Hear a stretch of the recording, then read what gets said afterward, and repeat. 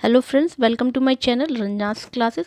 Friends, अगर आप TGT, PGT, LT grade, KVS, NBS, assistant professor, NET, JRF आदि exams की तैयारी कर रहे हैं तो आप हमारे चैनल रंजनास क्लासेस को ज़रूर सब्सक्राइब कर लें।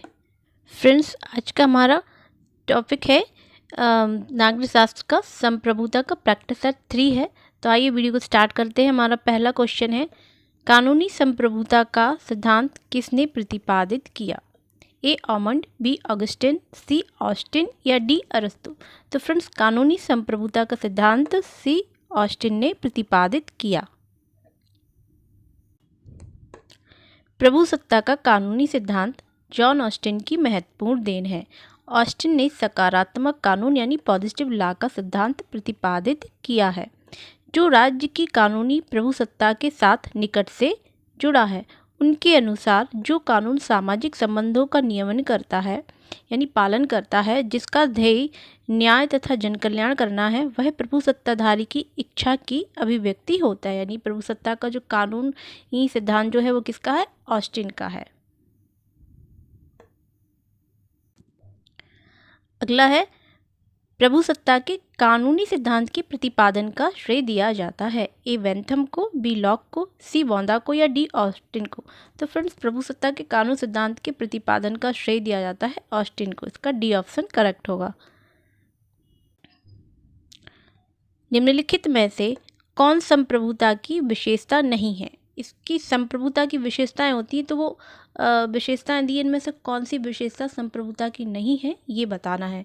ए सर्वव्यापकता, बी स्थायित्व, सी अविभाज्यता या डी जनसंख्या? तो फ्रेंड्स, सर्वव्यापकता, स्थायित्व और अविभाज्यता ये संप्रभुता की विशेषताएं हैं, बट ये जो जनसंख्या है ये संप्रभुता की विशेषता नहीं है।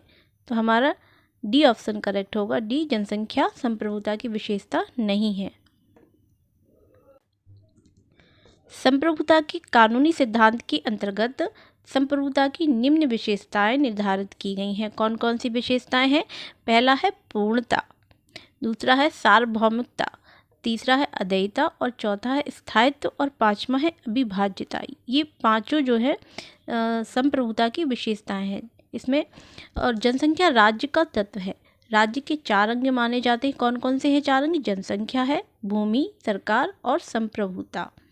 तो जनसंख्या संप्रभुता की विशेषता नहीं है, ये राज्य का एक प्रमुख तत्व है। तो ये पांचों ये संप्रभुता की विशेषताएं हैं। निम्नलिखित में से कौन सा लक्षण संप्रभुता का नहीं है? अब कौन सी लक्षण या विशेषता नहीं है संप्रभुता की ये बताना है। ए पूर्णता, बी सार्वभौमिकता, सी अद्वैता या डी विभाज्यता? तो फ्रेंड्स, पूर्णता है, सार्वभौमिकता है, अद्वैता है, लेकिन विभाज्यता ये संप्रभुता का लक्षण नहीं है। क्या होता है? अविभाज्यता होता है। तो हमारा यही डी ऑप्शन करेक्ट हो जाएगा। डी, विभाज्यता संप्रभुता का लक्षण नहीं है।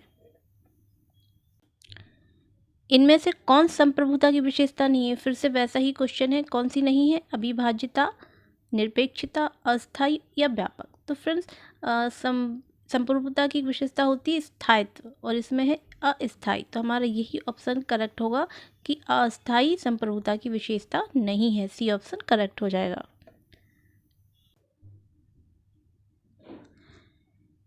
अगला प्रश्न है, निम्नलिखित में से यह किसका वक्तव्य है? संप्रभुता नागरिकों और प्रजाजनों के ऊपर विधि द्वारा अमर्यादित राज्य की सर्वोच्च शक्ति है। ए जेबोंदा, बी एच गार्डनर, सी हेरोल्ड लॉस्की या डी अयातुल्ला रुहुल्लाह खोमैनी? तो फ्रेंड्स, ये जो स्टेटमेंट है, ये वक्तव्य है, ये है जेबोंदा का। ये इसका ए ऑप्शन करेक्ट होगा। जेबोंदा के अनुसार संप्रभुता नागरिकों और प्रजाजनों के ऊपर विधि द्वारा अमर्यादित राज्य की सर्वोच्च शक्ति है। यानी उस पर कानून का कोई, जो संप्रभुता है उस पर कानून का कोई प्रभाव नहीं होता है। जेबोंदा 16वीं शताब्दी का प्रसिद्ध फ्रांसीसी राजनीतिक, दार्शनिक और न्यायशास्त्रवेत्ता था। राजनीतिक दर्शन के क्षेत्र में बोंदा की ख्याति प्रभुसत्ता की संकल्पना और आधुनिक पूर्णतावाद के सिद्धांतकार के रूप में है। बोंदा की प्रसिद्ध कृति है, उनकी पुस्तक है कौन सी है? The 6th book of Commonwealth. ये इनकी फेमस बुक है, the 6th book of Commonwealth. अगला प्रश्न है, कौन सा सिद्धांत एकत्ववादी संप्रभुता विरोधी है? एकत्ववादी या एकलवादी संप्रभुता सिद्धांत का विरोधी है? ए समाजवाद, बी बहुलवाद, सी व्यक्तिवाद या डी उदारवाद। तो फ्रेंड्स एकलवादी सिद्धांत का कौन सा विरोधी होगा? बहुलवाद सिद्धांत ये संप्रभुता सिद्धांत का ये विरोधी है। अगला प्रश्न है, लोकप्रिय संप्रभुता किसमें निहित है? ए राष्ट्रपति में, बी प्रधानमंत्री में, सी जनता में या डी संसद में। तो फ्रेंड्स जो लोकप्रिय संप्रभुता होती है वो सी जनता में निहित होती है।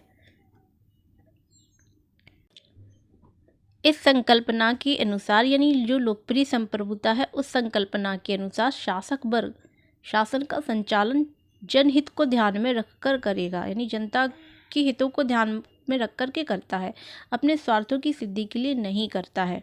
वह तभी तक सत्ता धारण करेगा जब तक उसे सर्वसाधारण का विश्वास प्राप्त हो। यह सिद्धांत लोकतंत्र के चिरसम्मत सिद्धांत की सर्वोत्तम अभिव्यक्ति है। लोकप्रिय संप्रभुता की संकल्पना जे रूसो के राजनीतिक दर्शन का सार तत्व है। यानी जो लोकप्रिय संप्रभुता है इसके जनक कौन है? जे रूसो, जीन जैक्स रूसो। किस तरह की संप्रभुता जनता को सर्वोच्च मानती है? यह अगला प्रश्न है। ए राजनीतिक संप्रभुता, बी जन संप्रभुता, सी कानूनी संप्रभुता या डी नाम मात्र की संप्रभुता। तो फ्रेंड्स जो जन संप्रभुता है या जो लोकप्रिय संप्रभुता है या लोकतंत्र संप्रभुता है वही जनता को सर्वोच्च मानती है। तो इसका बी ऑप्शन करेक्ट होगा, क्योंकि इसमें जो शासक है वो शासन करता है जनता के हित को ध्यान में रखते हुए, अपने स्वार्थ की सिद्धि करने के लिए नहीं करता है। इसलिए जन संप्रभुता जनता को सर्वोच्च मानती है। अगला प्रश्न है, सार्वजनिक संप्रभुता किस में निवास करती है? ये सेम वैसा ही क्वेश्चन है फ्रेंड्स। तो किस में निवास करती है? ये सार्वजनिक या लोक संप्रभुता जनता में निवास करती है। इसका ए ऑप्शन करेक्ट होगा। अगला प्रश्न है, संप्रभुता एक विशिष्टता है? ए जनता की, बी राज्य की, सी सरकार की या डी संसद की। तो फ्रेंड्स जो संप्रभुता एक विशिष्टता होती है वो राज्य की होती है। इसका बी ऑप्शन करेक्ट होगा। अगला प्रश्न है, निम्नलिखित में से कौन लौकिक संप्रभुता का समर्थक नहीं है? यानी लौकिक संप्रभुता या लोकप्रिय संप्रभुता का समर्थक नहीं है, ये बताना है। A John Austin, B Rousseau, C Lord Bryce या डी गिलक्रास्ट। तो फ्रेंड्स रूसो, लॉर्ड ब्राइस और गिलक्रास्ट ये तीनों ही लौकिक संप्रभुता के समर्थक है, लेकिन ये जो जॉन ऑस्टिन है ये लौकिक संप्रभुता के नहीं बल्कि विधिक या कानूनी संप्रभुता के समर्थक हैं। इसका ए ऑप्शन करेक्ट होगा।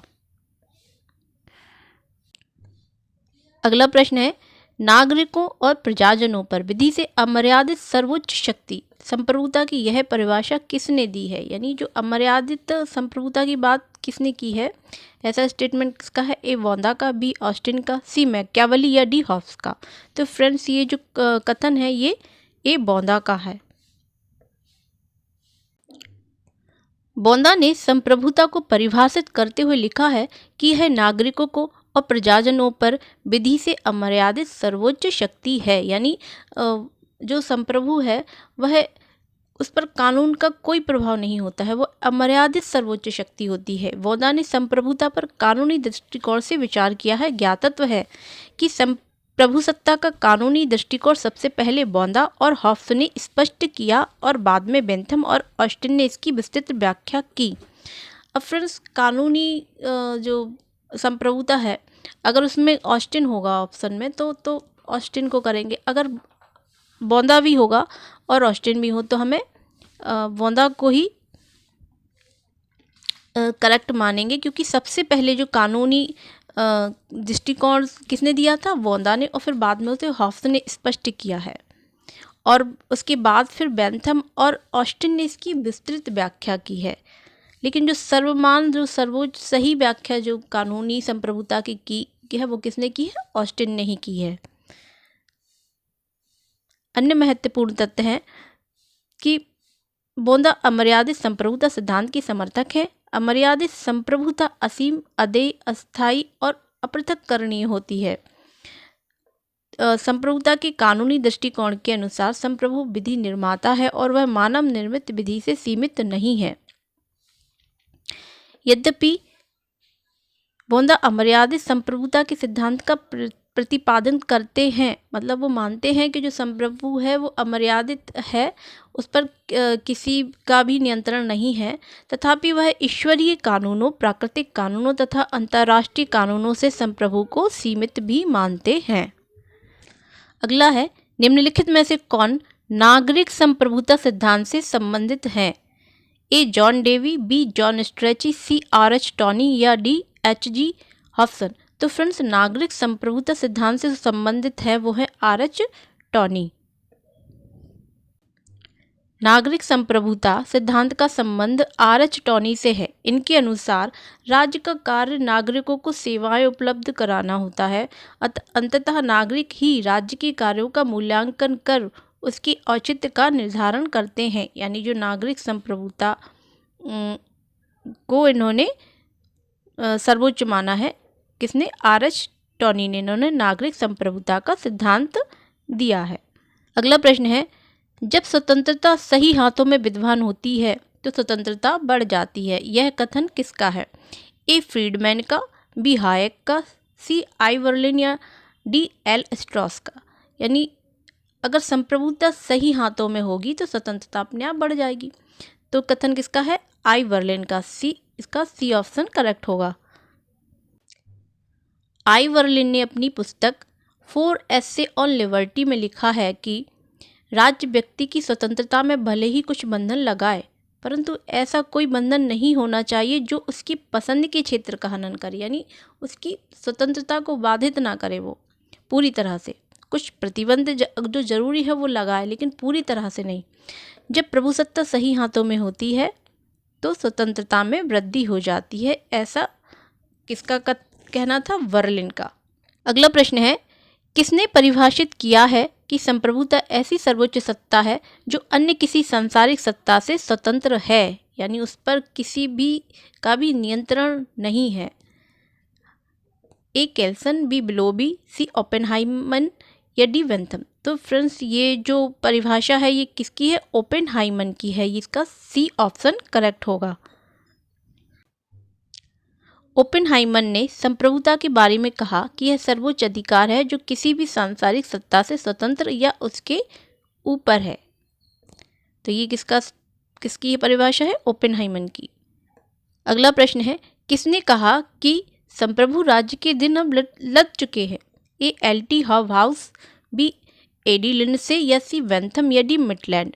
तो फ्रेंड्स, ये जो कहा था ये ए.डी. लिंडसे ने कहा था। इसका बी ऑप्शन करेक्ट होगा कि संप्रभु राज्य के दिन अब लद चुके हैं।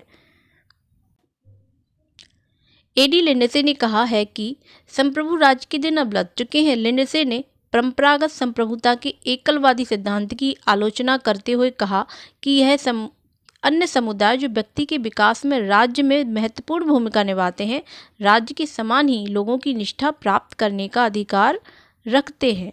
यानी अब संप्रभु राज्य जिसमें कि राज्य ही सब कुछ होता था, ऐसे राज्य के दिन अब लद चुके हैं। एकलवादी सिद्धांत का इन्होंने विरोध किया है राज्य के। फ्रेंड्स, ये आज का हमारा लास्ट क्वेश्चन है।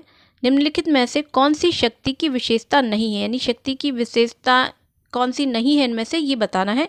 ए शक्ति संबंधात्मक होती है, बी शक्ति एकपक्षीय होती है, या सी शक्ति द्विपक्षीय होती है, या डी शक्ति स्थितिजन्य होती है। तो फ्रेंड्स, जो शक्ति की विशेषता नहीं होती है वो है कि शक्ति एक पक्षीय नहीं होती। इसका बी ऑप्शन करेक्ट होगा। शक्ति कैसी होती है? संबंधात्मक होती है, शक्ति द्विपक्षीय भी होती है और स्थितिजन्य भी होती है, लेकिन एक पक्षीय नहीं होती है शक्ति। तो ये शक्ति की विशेषता नहीं है कि शक्ति एक पक्षीय होती है। तो फ्रेंड्स, अगर आपको हमारा वीडियो अच्छा लगा हो तो प्लीज़ लाइक, शेयर, कमेंट और हमारे चैनल रंजनास क्लासेस को ज़रूर सब्सक्राइब कर लें। Thanks for watching.